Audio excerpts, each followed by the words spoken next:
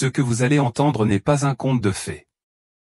Cela s'est produit lors d'un des galas de charité les plus exclusifs de Bordeaux, où un seul plat coûte plus d'un mois de loyer dans une petite ville de province.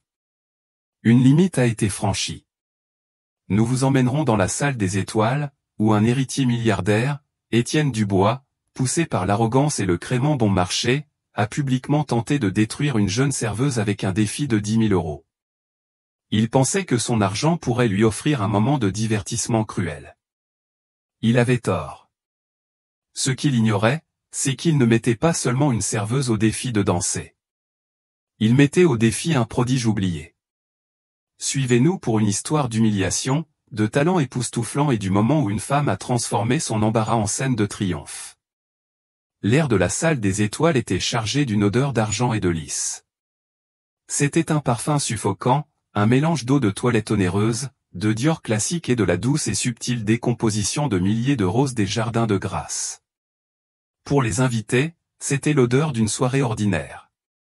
Pour Camille Leroux, c'était l'odeur de 16 heures de travail debout. Camille, comme l'appelaient les rares personnes qui prenaient la peine d'apprendre son nom, se faufilait dans le chaos scintillant avec une économie de gestes maîtrisée. Son uniforme noir et blanc était impeccablement repassé, contrastant fortement avec les soies éclatantes et les velours chatoyants des femmes qu'elle servait. Son plateau, chargé de flûtes de crément, était le prolongement de son bras stable, équilibré et invisible. Tel était le rôle, être un fantôme efficace et silencieux qui se matérialisait avec des boissons et disparaissait avant même que sa présence ne soit perceptible. Ce soir avait lieu le gala annuel de la Fondation Enfants de Lumière, un événement où l'élite bordelaise se réunissait pour se féliciter de sa générosité en enchérissant sur des choses dont elle n'avait pas besoin. Camille avait participé à des dizaines de ces événements.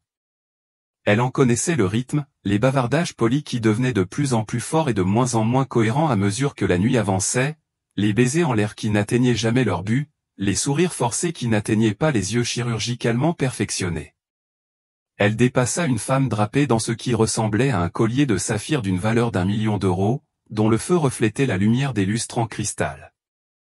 La femme riait d'un rire aigu et cassant à une remarque d'un homme corpulent au front luisant.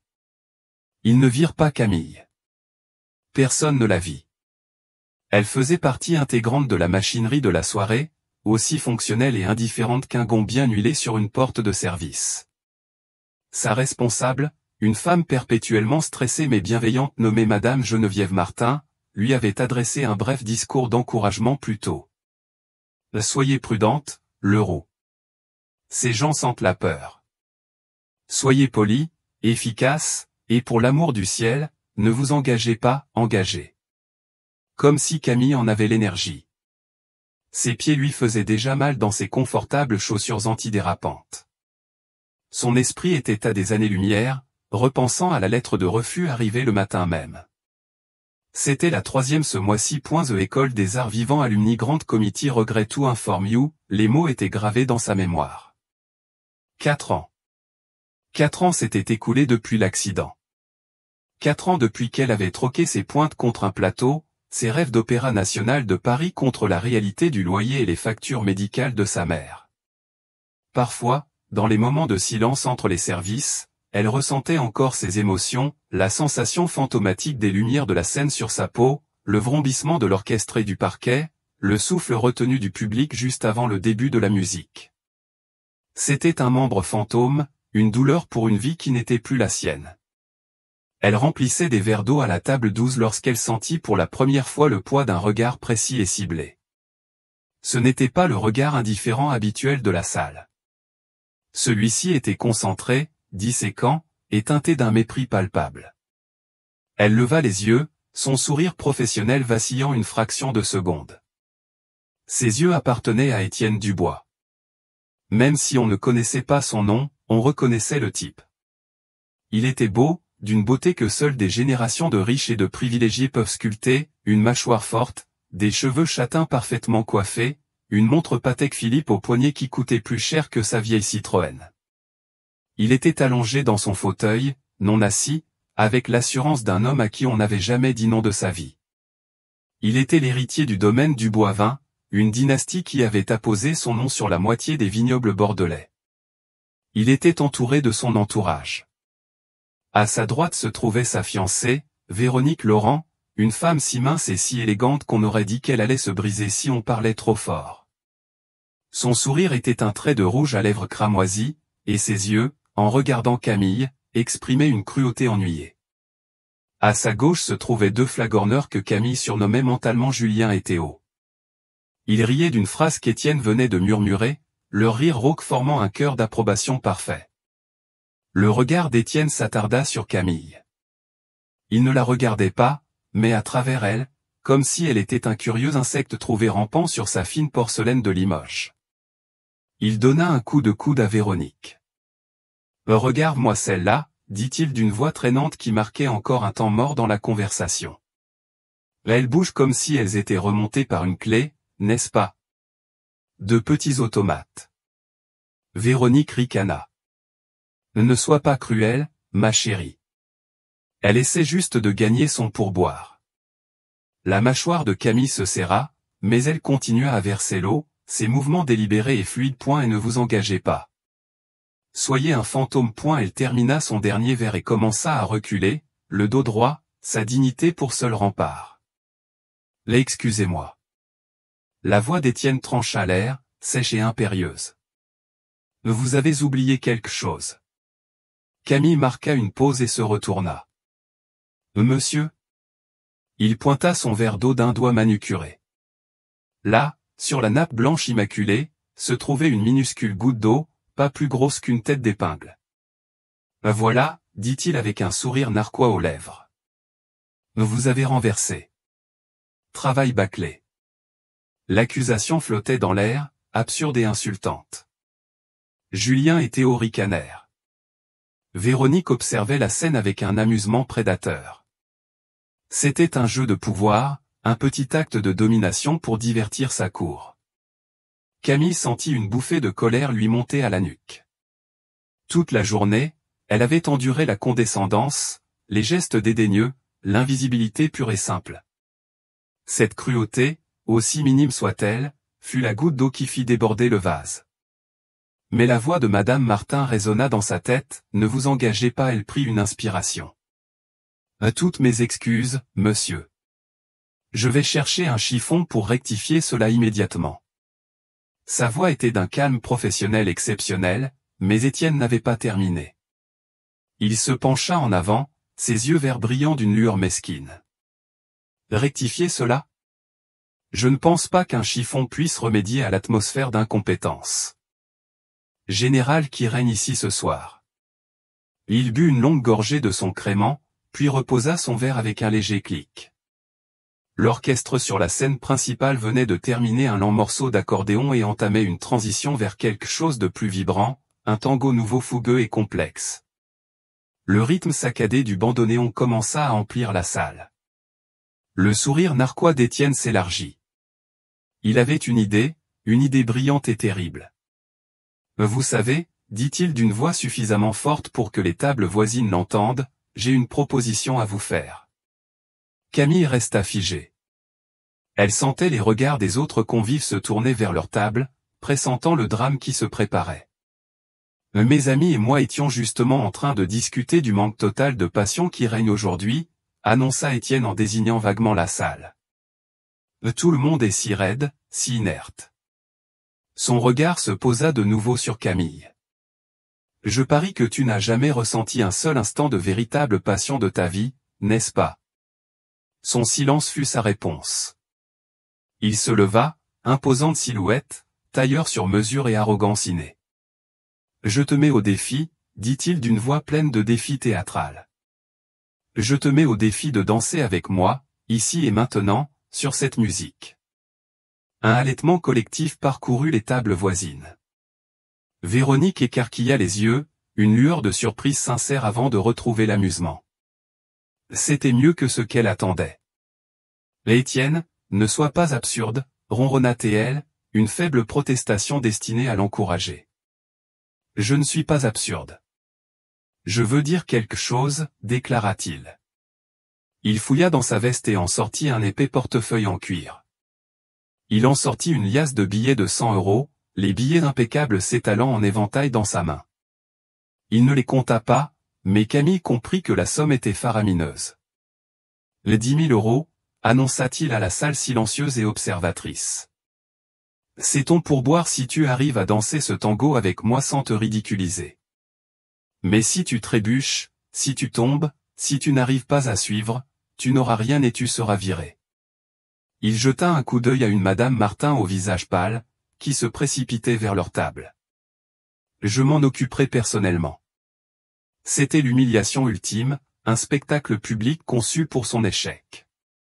Lui, un homme qui avait probablement suivi des cours particuliers dans toutes les disciplines imaginables, contre elle, une humble serveuse chaussée de chaussures orthopédiques. Le déséquilibre des pouvoirs était écœurant. Il ne la mettait pas seulement au défi de danser. Il la mettait au défi d'exister en dehors de son rôle assigné, sachant qu'elle serait détruite dans cette tentative. Le cœur de Camille battait fort. Son instinct lui hurlait de fuir, de se fondre dans l'ombre.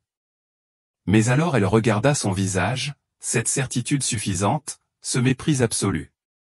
Elle revit chaque lettre de refus, chaque regard condescendant, chaque instant où elle avait été forcée de ravaler sa fierté.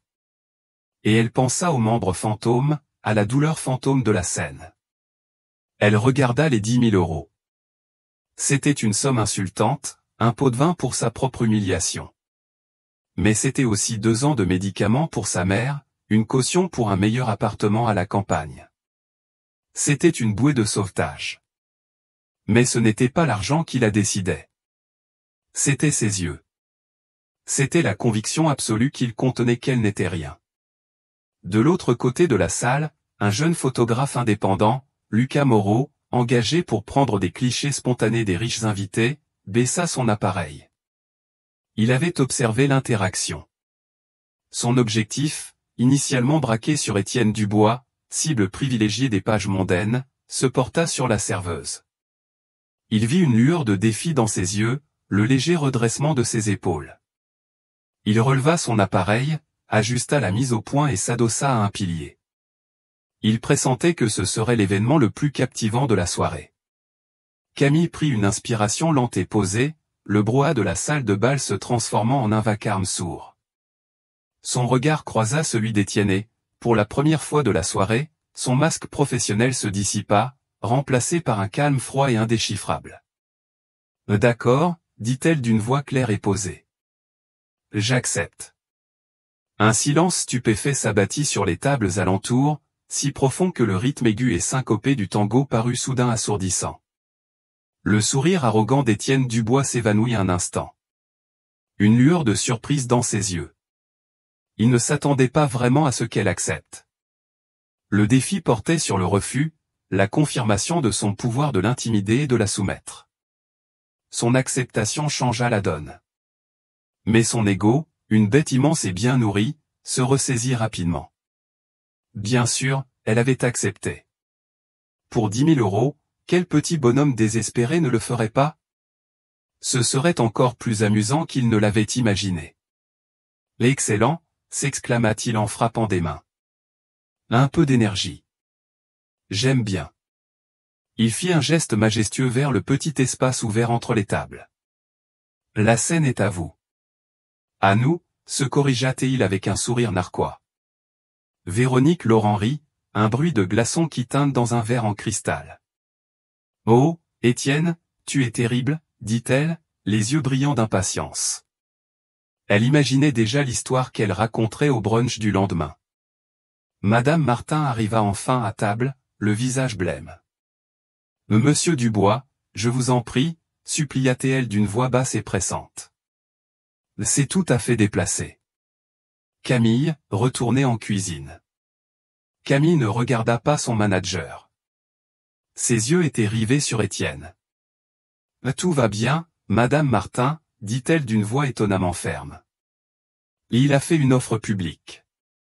J'ai donné mon accord public. » Madame Martin regarda tour à tour le visage suffisant d'Étienne et celui, d'un calme déconcertant, de Camille, et comprit qu'elle avait perdu le contrôle de la situation. Intervenir davantage ne ferait qu'empirer les choses, mettant potentiellement en péril son propre emploi. Elle recula d'un pas, se tordant les mains, l'air terrifié. Les gestes de Camille étaient lents et posés. D'abord, elle déposa son plateau d'argent sur un présentoir à proximité, les mains parfaitement posées. La salle observa, fascinée par ce petit geste de défi. Puis, elle tendit la main derrière son dos et dénoua les cordons de son tablier blanc amidonné. Elle le plia soigneusement une fois, deux fois et le posa sur le plateau, à côté des flûtes à crément. C'était un abandon symbolique de son uniforme, un déshabillage de sa servitude. Sous le tablier, elle portait une simple blouse noire bien ajustée et un pantalon noir, l'uniforme standard.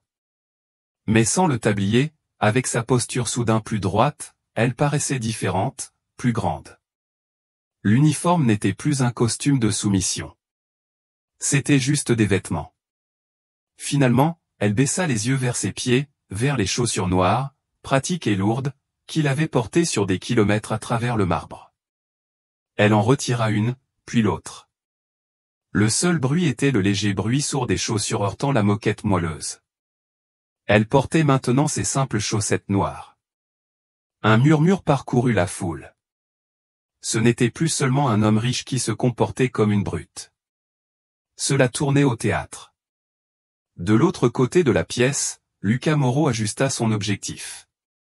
Il zooma, capturant les détails, le tablier plié, les chaussures abandonnées. L'expression d'intense concentration sur le visage de Camille. Ce n'était plus seulement l'histoire d'un défi. C'était celle d'une transformation. Il retint son souffle, le doigt sur le déclencheur. Étienne, appréciant la tension, tendit la main à Camille avec une fausse galanterie. « On y va ?» Camille ignora sa main. Elle le dépassa pour se diriger vers le centre de la petite piste de danse improvisée. Elle ferma les yeux une brève seconde. Dans cette obscurité, la salle de bal s'évanouit. Le parfum des roses et du crément fut remplacé par l'odeur familière de la colophane et du vieux bois.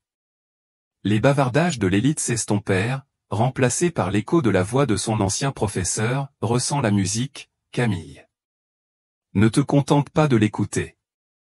Laisse-la te transporter de l'intérieur. » Elle ouvrit les yeux. La musique, celle d'Astor Piazzolla Libertango, était à mi-chemin de son introduction, sa mélodie, une promesse séduisante et dangereuse. Elle connaissait cette pièce.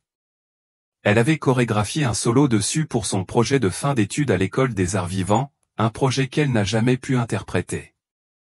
Elle se tourna vers Étienne, son expression n'était plus calme, mais vivante. Un feu s'était allumé dans ses yeux sombres. « Prêt quand tu seras, dit-elle.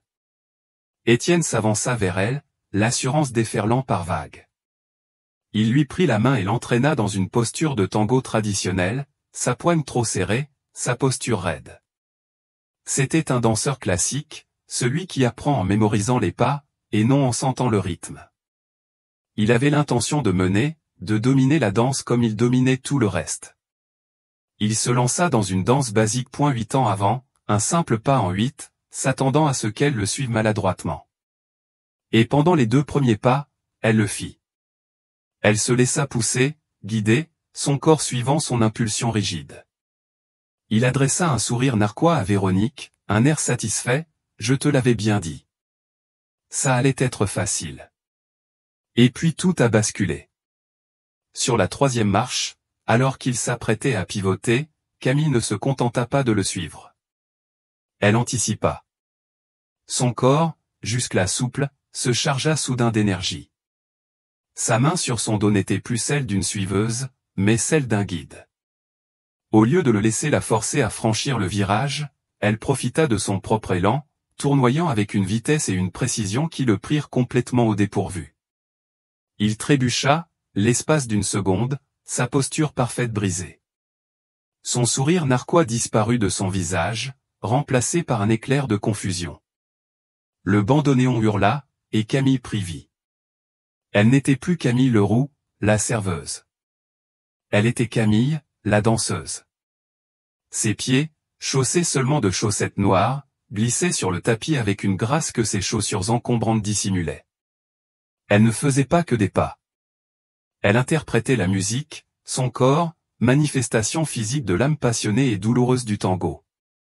Étienne tenta de reprendre le contrôle, s'essayant à une séquence de pas plus complexe qu'il avait sans doute apprise pour 500 € de l'heure. Il la conduisit dans un tourné, un virage. Mais elle ne se contentait pas de tourner. Elle l'embellissait, sa jambe libre s'accrochant à la sienne d'un mouvement rapide et sec. Crochet C était à la fois techniquement brillant et d'une audace époustouflante. Ce n'était pas dans ses manuels. Il se figea une microseconde, incapable de comprendre le geste. La foule, qui l'observait avec une curiosité malsaine, était désormais silencieuse, leur flûte de crément oubliée. Il assistait à quelque chose qu'il ne comprenait pas. La dynamique du pouvoir s'était inversée. Le millionnaire ne menait plus. Il peinait à suivre.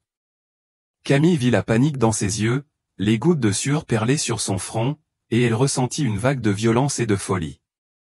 Ce n'était plus une question d'argent. C'était pour tous les rêves qu'elle avait dû repousser, pour toutes les indignités qu'elle avait dû digérer. C'était sa scène, et il n'était qu'un accessoire.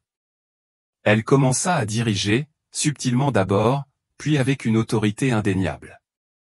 Elle le guidait à reculons, ses pas complexes et sûrs, le forçant à effectuer des séquences qu'il ne connaissait visiblement pas. Il s'agitait, ses mouvements devenant saccadés et réactifs.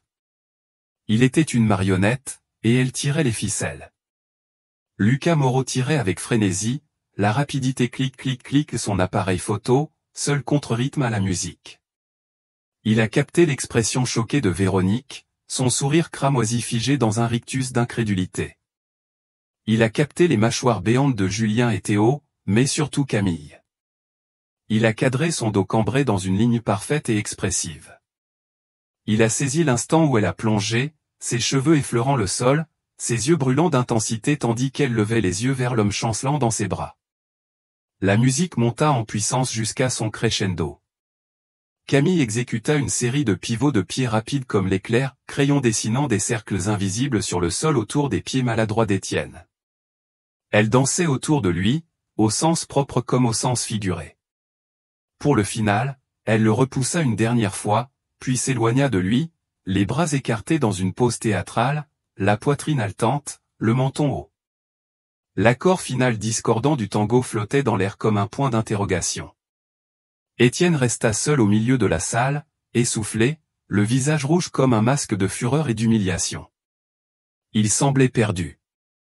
L'espace d'un instant, un silence absolu régna. Toute la salle de bal, des centaines de personnes, s'était arrêtée pour regarder. Puis une personne se mit à applaudir. Puis deux, et la salle explosa. Ce n'étaient pas des applaudissements de la bonne société. C'était un rugissement, une ovation debout de la part de ceux qui avaient payé 25 000 € la table, le tout pour une serveuse en chaussettes noires. Les applaudissements s'abattèrent sur Camille par vagues, un son qu'elle n'avait pas entendu adressé à elle depuis des années. C'était écrasant, une force physique qui lui fit dresser les cheveux sur les bras. L'espace d'un instant, elle se retrouva à la vitrine de l'école des arts vivants, saluant une dernière fois une performance épuisante. L'adrénaline, l'épuisement, la joie pure et sans mélange de la rencontre avec un public où tout cela l'envahit, intense et puissant. Mais ce n'était pas l'académie. Elle ouvrit les yeux, l'illusion se brisant, et vit une mer de visages stupéfaits et riches. Elle vit Madame Martin, les mains jointes sur la bouche, les larmes aux yeux. Elle vit Lucas Moreau, le photographe, baisser son appareil avec une expression de profonde admiration. Et elle vit Étienne Dubois. Les rugissements de la foule étaient un jugement contre lui, et il le savait. Le rouge marbré de son visage se transforma en un cramoisi furieux. Le sourire narquois, l'assurance, le sentiment d'avoir droit à quelque chose, tout cela avait disparu, laissant derrière lui le noyau dur et hideux de son arrogance. Il avait été ridiculisé devant ses pairs, ceux-là même dont il valorisait l'opinion par-dessus tout, et par qui? Un serviteur. Les applaudissements s'éteignirent lorsqu'Étienne fit un pas en avant. L'air crépita d'une tension nouvelle et dangereuse. Son regard, confus et paniqué pendant la danse, était désormais empli d'une haine pure et simple. Il fouilla dans sa poche, d'un geste saccadé et violent. Il en sortit de nouveau son portefeuille, mais cette fois sans pompe. Il arracha la Liasse de 10 000 € du portefeuille, d'un mouvement de poignet vicieux, la lança à Camille. Les billets voltèrent dans l'air, s'éparpillant à ses pieds comme des confettis coûteux et insultants. « Voilà ton tuyau », cracha Théil d'une voix basse et venimeuse. « Tu voulais un spectacle ? Tu en as un. Maintenant, hors de ma vue. » La foule murmura, choquée par cette hostilité ouverte. Ce n'était plus un jeu amusant. C'était brutal. Lui jeter de l'argent ainsi, après une performance qui avait clairement transcendé les termes grossiers de son défi, était le signe suprême d'irrespect. Il essayait de réaffirmer sa domination, de réduire son art à une simple transaction, de lui rappeler que dans son monde, elle n'était encore qu'une servante. Camille baissa les yeux sur les billets de 100 € qui jonchaient le tapis moelleux autour de ses pieds chaussés de chaussettes. 10 000 €. C'était une somme qui allait changer sa vie. C'était la sécurité. C'était la solution à tant de ses problèmes. Elle sentait la part pragmatique et désespérée de son cerveau lui hurler de se baisser, de ramasser les billets, d'avaler cette ultime indignité pour survivre. Mais elle leva les yeux vers le visage d'Étienne. Elle n'y vit aucun remords, aucun respect, seulement la fureur amère d'un enfant gâté qui avait perdu un match. Et elle savait qu'elle ne pouvait pas le supporter.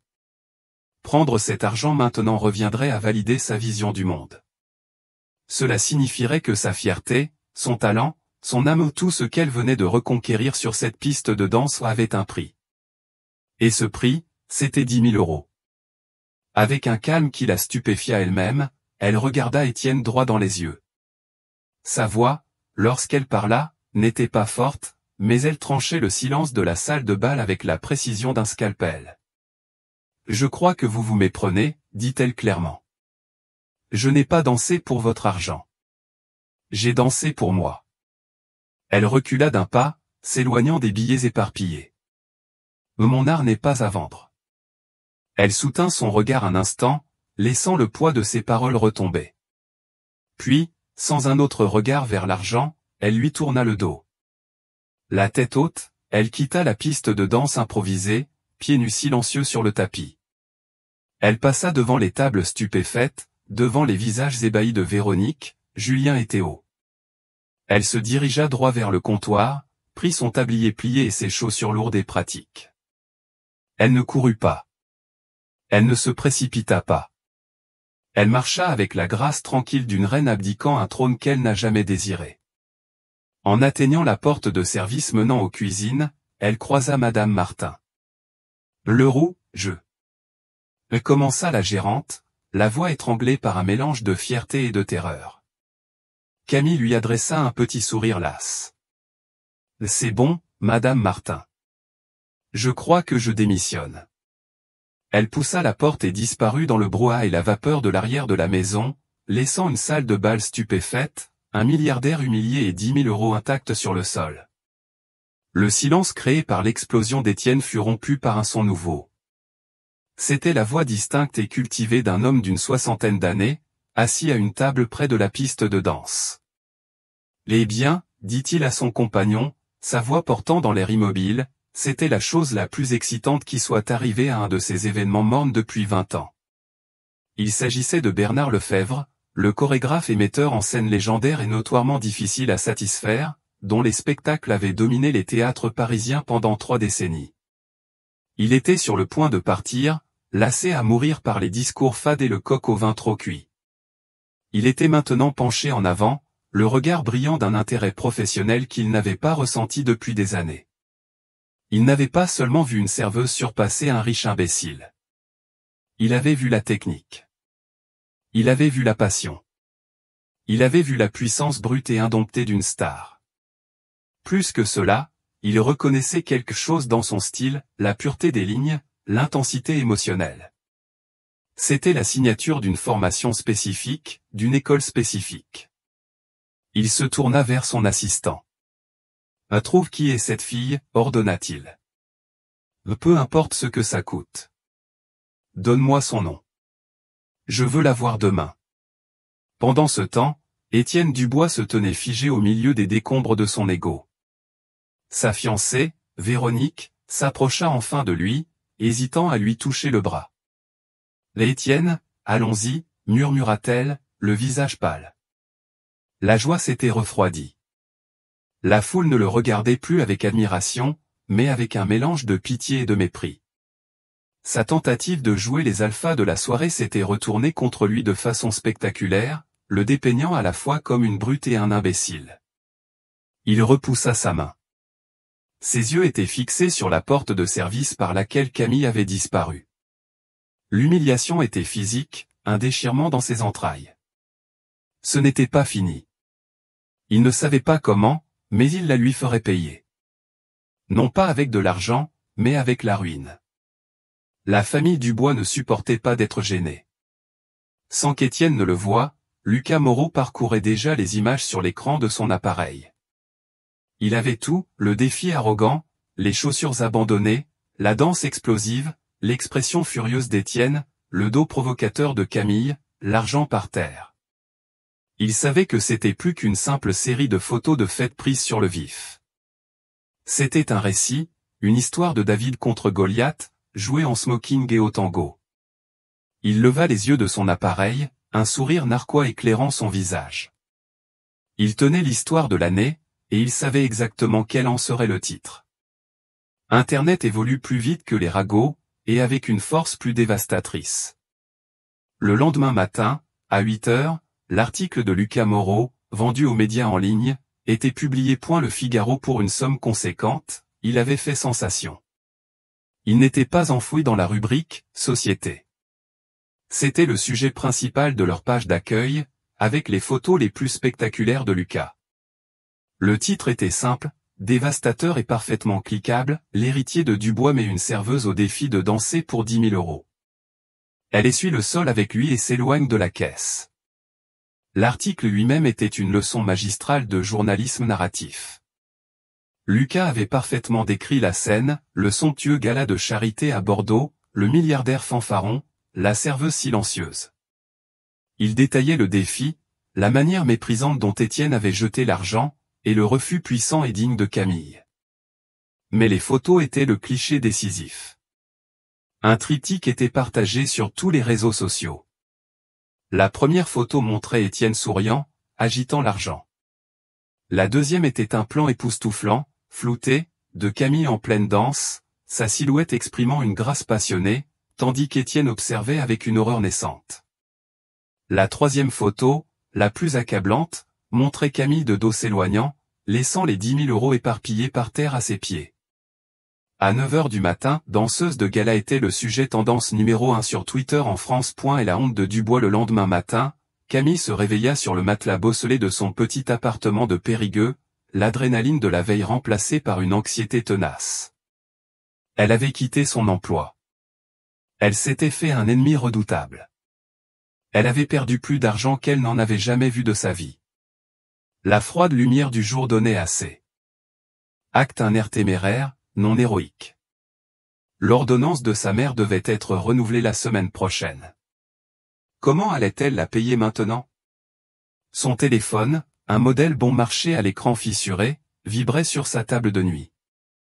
C'était un texto d'un ancien collègue. « Oh mon Dieu, Camille, tu vois ça ?» Puis le buzz recommença. Et encore. Des appels de numéros qu'elle ne connaissait pas. Des SMS de personnes à qui elle n'avait pas parlé depuis des années. Elle ouvrit le lien que son ami lui avait envoyé, et son monde bascula. Elle se vit son visage, son histoire s'affichait sur l'écran aux yeux du monde entier. Elle lut l'article, le cœur battant.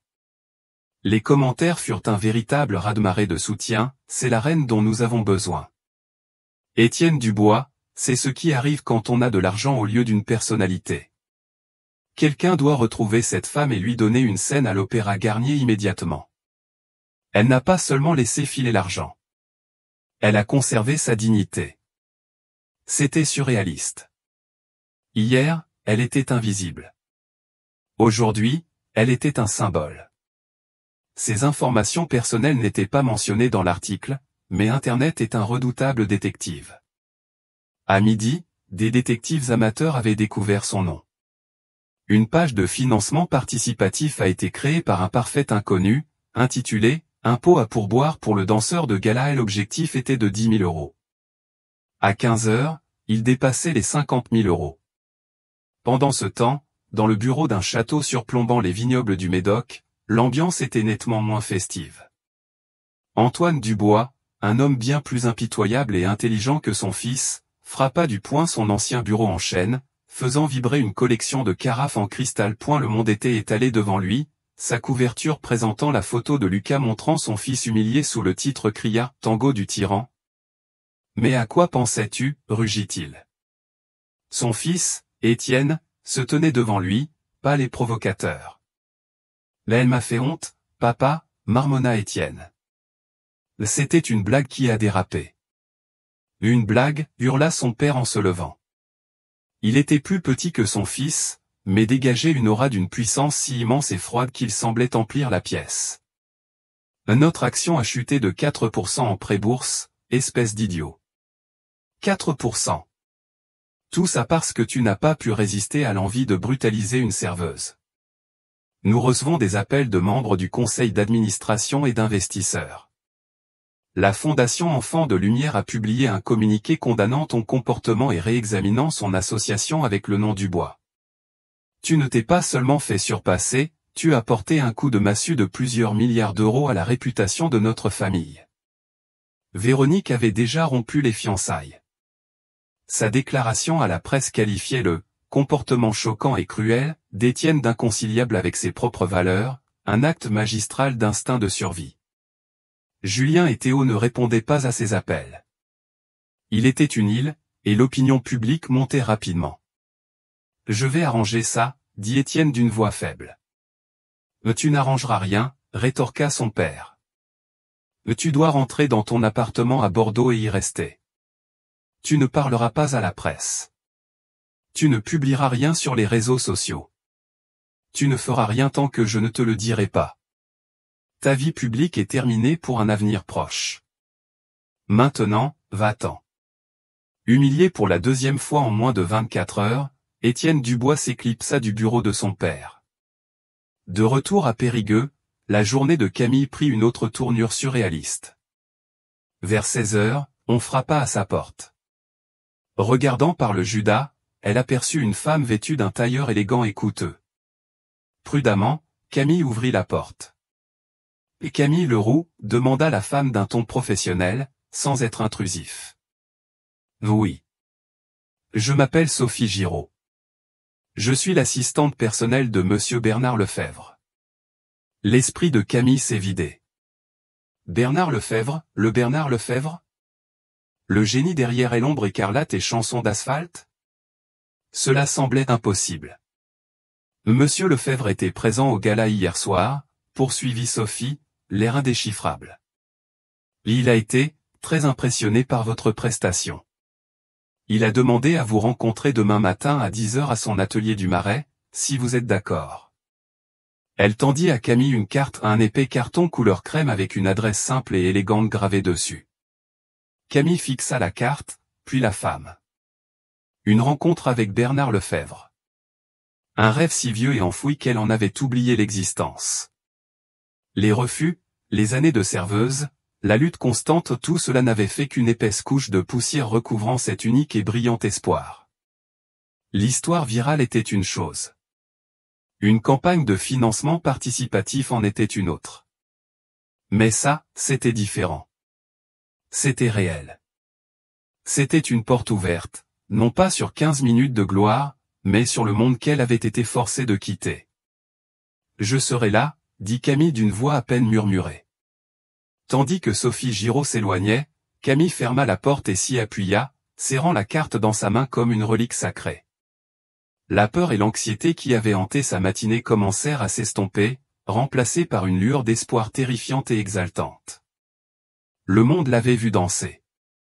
Mais Bernard Lefebvre n'avait pas seulement vu une danse. Il avait vu une danseuse. Et pour la première fois depuis 4 longues années, Camille Leroux s'autorisa à croire qu'elle pourrait en redevenir une. L'atelier de Bernard Lefebvre était exactement comme Camille l'avait toujours imaginé. C'était un espace caverneux au dernier étage d'un immeuble historique, au cœur du Marais. Un mur de baies vitrées inondait la pièce de la douce lumière d'un matin parisien, illuminant les particules de poussière qui dansaient dans l'air. Les sols étaient en chêne usé et abîmé, marqués par d'innombrables heures de travail acharné. Un mur était entièrement recouvert de miroirs, un autre de photos de production de ces défilés légendaires. L'air embaumait la sueur, le cirage citronné et l'ambition. C'était le parfum de son ancienne vie. Camille se sentait terriblement mal à l'aise dans son plus beau jean et son simple pull gris. Ce matin-là, elle avait passé une heure à se décider, réalisant avec un pincement au cœur que sa garde-robe se résumait à des uniformes de serveuse et à des vêtements décontractés usés. Bernard Lefebvre, assis sur un simple tabouret en bois au centre de la pièce, l'observait entrer. Il était plus petit qu'elle ne l'imaginait, un homme compact, à la silhouette filiforme, aux yeux bleus perçants et à la chevelure argentée et sauvage. Il portait un simple col roulé noir et un pantalon noir, l'uniforme officieux des génies créatifs du monde entier. « Mademoiselle Leroux, dit-il d'une voix rauque, fruit de trop de cigarettes et de trop d'heures passées à crier des instructions aux acteurs. Merci d'être venu. Monsieur Lefebvre, merci de m'avoir invité, répondit Camille d'une voix plus assurée qu'elle ne l'était. Il désigna la vaste salle vide. L'autre soir, c'était chez Astor Piazzolla Libertango. Une pièce difficile. Tu ne l'as pas seulement dansée, tu l'as habitée. Je connais la pièce, dit-elle. Clairement, répondit-il, un sourire étincelant sur les lèvres. Mais c'était plus que ça. J'ai vu de la formation dans tes mouvements, de solides fondamentaux de ballet, mais avec un cœur émotionnel moderne, le genre de formation qui fait la renommée d'une institution spécifique. Il marqua une pause, le regard perçant et analytique. L'école des arts vivants. Ai-je tort ? Camille retint son souffle. Oui. J'étais étudiante là-bas. Je n'ai pas eu mon diplôme. Je sais, dit simplement Lefebvre. J'ai vérifié. Camille Leroux, première de sa promotion pendant 3 années consécutives. Lauréate du prix de chorégraphie 2021. Et puis, au dernier semestre, tu as disparu. Il se leva et commença à tourner lentement autour d'elle, tel un prédateur évaluant sa proie. Le dossier officiel indique que tu t'es retiré pour raisons personnelles. Je m'intéresse davantage aux raisons non officielles. La franchise de la question la désarma. Elle avait passé 4 ans à esquiver cette question avec des réponses vagues et impertinentes, mais en plongeant son regard dans le regard intense du chorégraphe, elle ressentit le besoin de dire la vérité. « Mon père », commença-t-elle d'une voix douce. Il possédait une petite boulangerie artisanale à Angoulême, une entreprise familiale fondée par mon grand-père. C'était toute sa vie. Il y a mis tout son cœur. Elle prit une inspiration tremblante, les souvenirs encore vifs et douloureux. Il avait un contrat important avec un promoteur pour un nouvel hôtel de luxe à Cognac. C'était le plus gros contrat de sa carrière. Il a contracté des emprunts, embauché du personnel supplémentaire, acheté du matériel. Tout reposait là-dessus. Et puis, 6 mois après le début du projet, le promoteur s'est retiré. Ils ont invoqué une obscure faille contractuelle, un problème de zonage que leurs avocats, selon eux, venaient de découvrir. C'était un mensonge. Ils avaient trouvé un fournisseur moins cher en Espagne et voulaient rompre le contrat sans pénalité. Lefebvre avait cessé de tourner en rond et écoutait attentivement. Mon père était ruiné, continua Camille, la voix nouée par l'émotion. Il a perdu son entreprise, notre maison, tout. Le stress a déclenché une crise cardiaque massive. Il a survécu, mais il n'a plus jamais été le même. Les frais médicaux étaient exorbitants. Ma bourse pour l'école couvrait les frais de scolarité, mais pas le loyer ni les nouveaux frais de garde de ma mère. Alors j'ai abandonné mes études. J'ai commencé à travailler, acceptant tous les emplois possibles, serveur, traiteur, peu importe ce qui payait les factures. Un lourd silence s'installa dans l'atelier. Bernard Lefebvre la regarda, l'expression adoucie par une pointe d'empathie. Il avait vu des centaines de jeunes artistes pleins d'espoir, broyés et recrachés par les dures réalités de la vie. C'est un lourd fardeau à porter pour un jeune artiste, dit-il doucement. Le talent a besoin d'oxygène pour respirer. C'est difficile d'en trouver quand on est noyé. Il marqua une pause, puis posa la question cruciale. Ce développeur, qui était-il? Camille hésita. Elle n'avait jamais prononcé ce nom à voix haute dans ce contexte. C'était comme donner du pouvoir à un démon, mais elle lui devait toute l'histoire. La société de développement, dit-elle d'une voix à peine murmurée, était une filiale de Dubois Enterprises. Bernard Lefebvre se figea. Le sang quitta son visage, remplacé par une expression de compréhension naissante et horrifiée. Dubois Entreprises, souffla-t-il. Oui, confirma Camille. Je ne savais pas qui il était ce soir-là, au gala. Pas au début. C'était juste un homme riche et arrogant en costume. Je n'ai compris le principe qu'en voyant son nom complet dans les articles de presse ce matin. Étienne Dubois. L'ironie était si épaisse, si cruelle, qu'elle en était presque suffocante. L'homme dont la famille avait détruit son rêve était celui-là même qui, par un coup du sort, lui avait donné une chance de le reconquérir. La cruauté cosmique de la situation était stupéfiante. Lefebvre se laissa retomber sur son tabouret, passant une main dans ses cheveux en bataille. « Oh mon Dieu !» murmura-t-il. L'univers a un sens de l'humour dément. Il regarda Camille, et son regard n'était plus seulement celui d'un réalisateur évaluant un talent. C'était quelque chose de plus. Il voyait désormais le tableau dans son ensemble, le prodige caché, la tragédie familiale, la collision poétique et brutale du passé et du présent dans cette salle de bal. Ce n'était pas seulement une bonne histoire. C'était une épopée. C'était le genre de drame cru et humain sur lequel il avait bâti toute sa carrière. « Je développe un nouveau spectacle, Mademoiselle Leroux, dit-il, sa voix retrouvant son autorité. Et il s'Apéléchossa parle des fantômes du passé et de la façon dont ils façonnent notre présent. Le rôle principal est celui d'une jeune femme qui perd tout et doit se frayer un chemin à travers son article. C'est un rôle exigeant. Il exige une danseuse d'une technicité extraordinaire et d'une profondeur émotionnelle profonde. » Il se leva et se dirigea vers le mur miroir, fixant son propre reflet un instant avant de se retourner vers elle. « J'ai auditionné plus de 300 danseurs à Paris, Londres et Berlin, dit-il. Je ne l'ai pas encore trouvé. » Il fixa Camille du regard, et l'atmosphère de la pièce devint électrique de possibilités. « Je crois que je viens de la trouver en train de servir du crément à un gala de charité. » Il lui adressa un sourire rare et sincère. « Je ne vous propose pas d'audition, Mademoiselle Leroux. Les auditions sont pour les personnes dont je ne suis pas sûr. Je vous offre le rôle. » Camille se balançait sur ses pieds, s'agrippant à la barre de danse. Le rôle principal dans une production de Bernard Lefebvre à Paris. C'était le rêve impossible, ridicule, depuis longtemps disparu, qui lui était servi sur un plateau d'argent. C'était trop vite. Je n'ai pas dansé sérieusement depuis 4 ans, balbutia-t-elle. Je n'ai plus d'entraînement. Je ne suis pas en forme.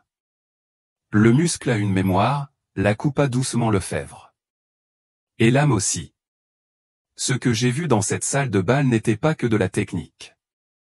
C'était 4 années de colère, de chagrin et de combat, le tout canalisé en 3 minutes de tango. Ça ne s'apprend pas. On ne peut pas faire semblant. On va te remettre en forme. On a les meilleurs entraîneurs, les meilleurs kinésithérapeutes.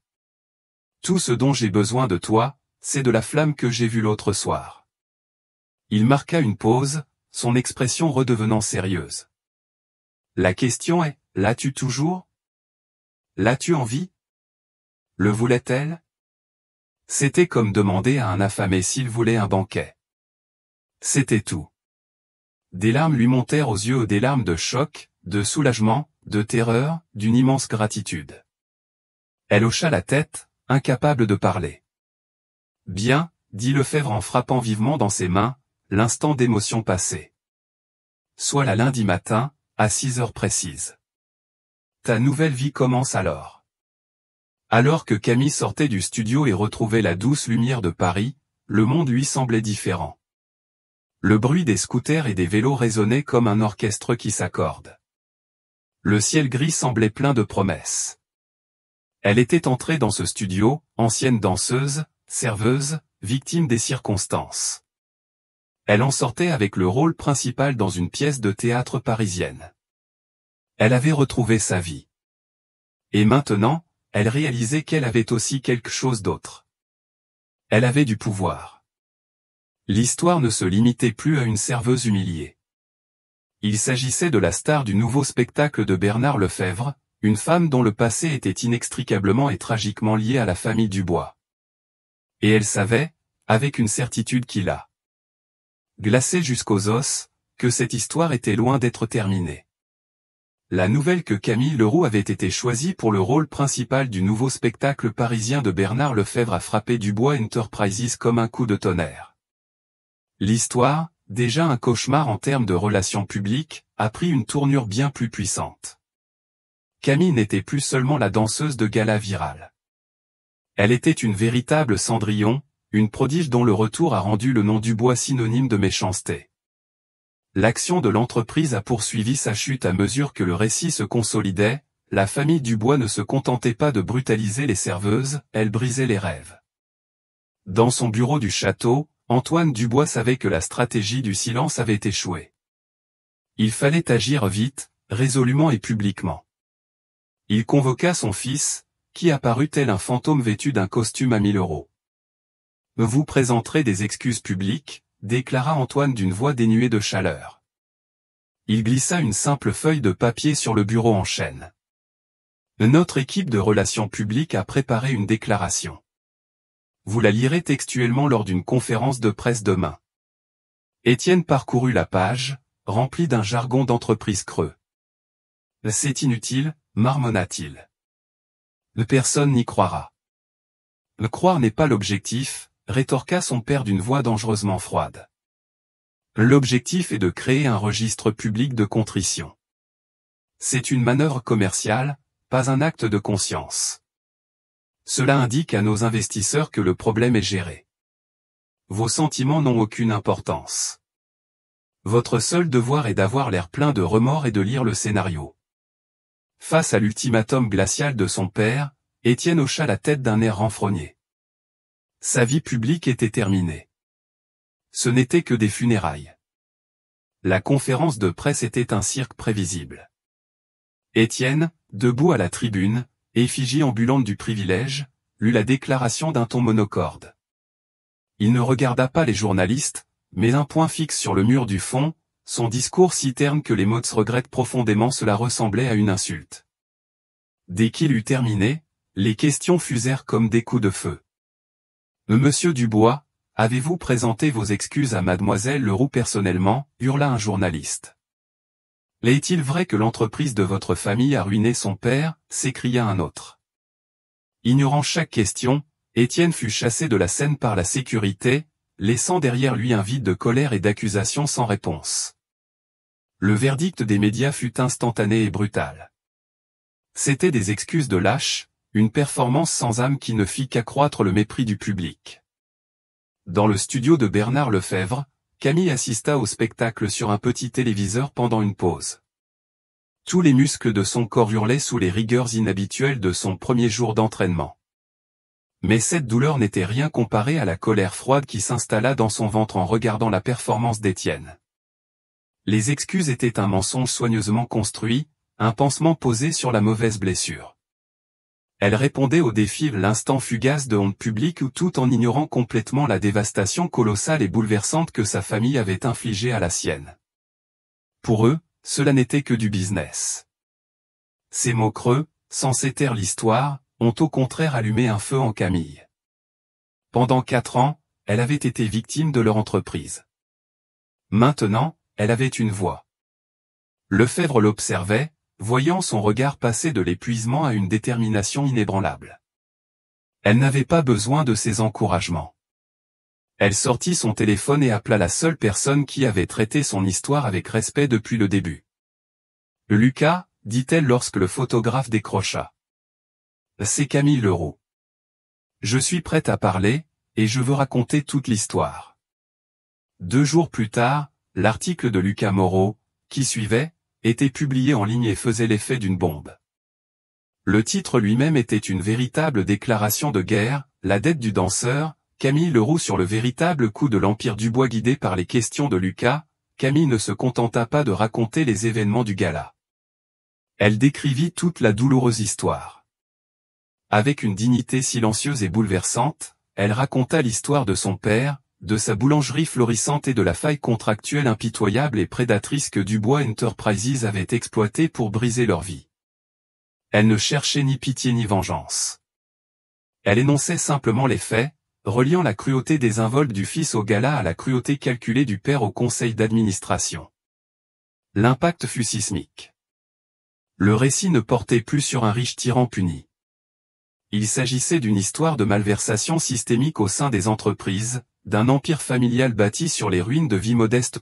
Et la dette du danseur et l'information a explosé sur les réseaux sociaux.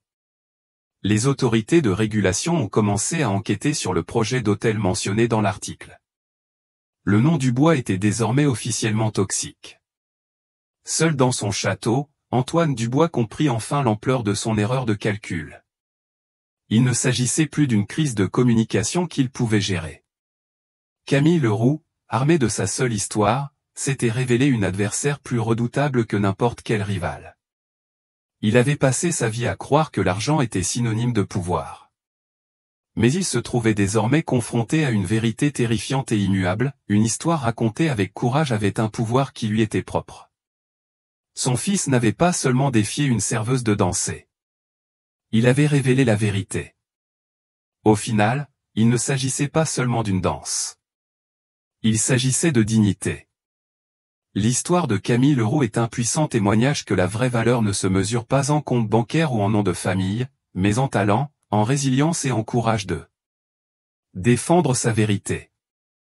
Un défi de 10 000 €, censé être une humiliation publique, est devenu le catalyseur qui a révélé une arrogance tenace et ravivé un rêve injustement éteint. Camille n'a pas seulement volé la vedette. Elle a repris sa vie, son art et sa voix, prouvant que la monnaie la plus puissante du monde n'est pas l'argent. C'est l'intégrité. Étienne Dubois l'a appris à ses dépens, une leçon qui a coûté à la réputation de sa famille bien plus que n'importe quel pourboire. Si le parcours incroyable de Camille, d'artiste oublié à symbole de résistance, vous a touché, aidez-nous à partager son histoire en cliquant sur « J'aime ». Partagez cette histoire avec quelqu'un qui a besoin qu'on lui rappelle qu'il n'est jamais trop tard pour se battre pour ses rêves. Et n'oubliez pas de vous abonner et d'activer les notifications pour recevoir d'autres témoignages authentiques qui comptent. Nous voulons connaître votre avis. Quel aspect de l'histoire de Camille vous a le plus marqué? Dites-le nous dans les commentaires ci-dessous.